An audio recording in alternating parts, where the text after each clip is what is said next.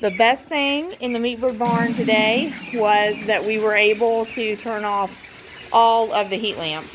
They had all left the area where the heat lamps were shining, and we're staying away from them. And that's one reason you really want to have adequate floor space and even a little extra floor space. But especially anytime you're using heat lamps, you want them to have enough room to be able to get away from those heat lamps. So once we had felt how much the day had warmed up, come down and check the birds, realized they were showing us they didn't need the heat lamps, then we turned all 12 of the heat lamps off today. So probably, I'm thinking we might have to turn at least one line of them maybe back on for overnight. We'll see. We'll decide here what we're going to do. Owen's filling water buckets. Drew's carrying feed. And that's the main things we're taking care of. We check all the waters. So we try to make sure that they have all their waters filled and plenty of feed they can reach in the feeder for overnight.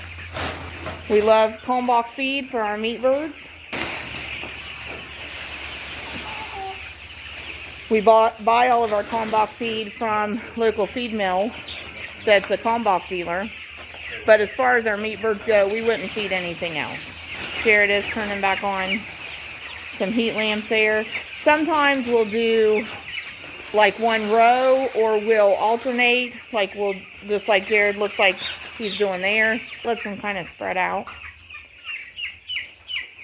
So here's a good example of water filled up, clean tray. Birds are going to be able to access that. They can reach it. It's a good example of feeder there.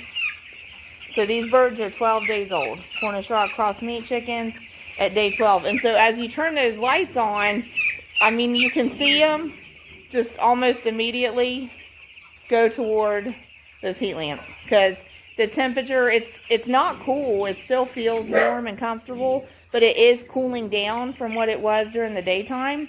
And immediately they're cued into wanting to have that warmth.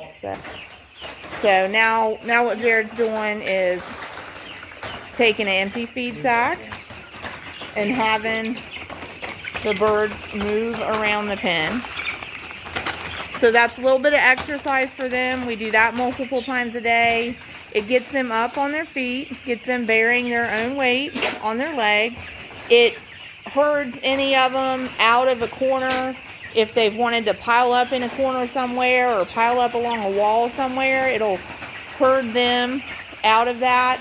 And then as they move around the pen, they'll make stops at the feed, they'll make stops at the water, and they'll also gravitate back toward that comfort zone, which for now, for overnight, is going to be where the heat lamps are lit.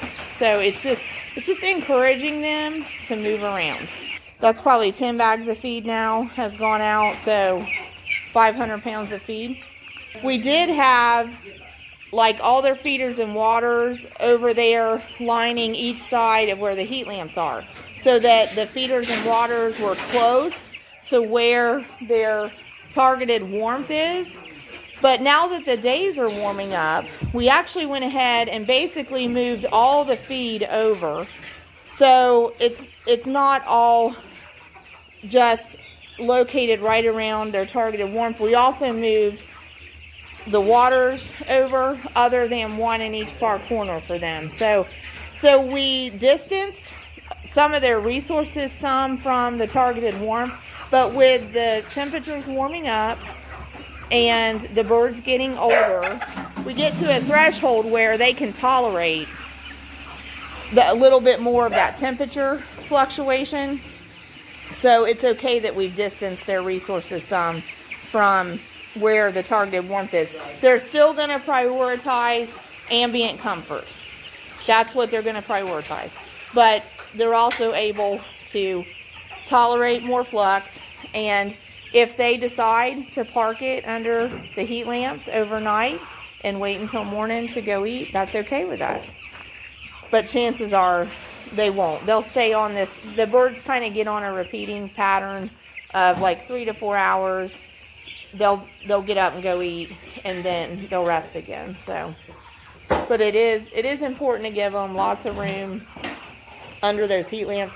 And honestly, the way they're interacting with them, it looks like probably we may go through and turn the rest of them on, because they are, you can pretty clearly see they really are like concentrating under where the heat lamps are lit, and avoiding or leaving empty where we don't have the heat lamps lit. And the problem with that is, for the quantity of birds, they're going to start to pile on each other at a certain point if it gets much cooler.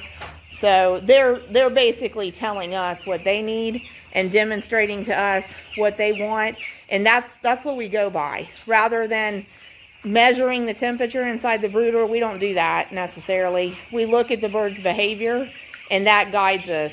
What do they need? And so if we go ahead and plug the rest of the lights in like Jared's doing there, that's going to allow them to spread out under both. And looky there, like there was one that was off, and immediately birds are going to it. So they tell us, the birds tell us what they need. So that's what we go with. So if you're raising Cornish rock cross meat chickens, they're going to hit growth spurts, and they need to hit those growth spurts to finish successfully for poultry, and to finish in 6 weeks in a reasonable amount of time. So you want to prioritize ambient comfort for them, because they're going to prioritize it, and they're going to show you with their behavior if they're comfortable or not. So keep them eating, keep them going to water, keep them comfortable, and you're going to have success raising meat birds. So that's what we do. So that's night checking here. So we still have egg birds to go take care of. Day 12 on these birds.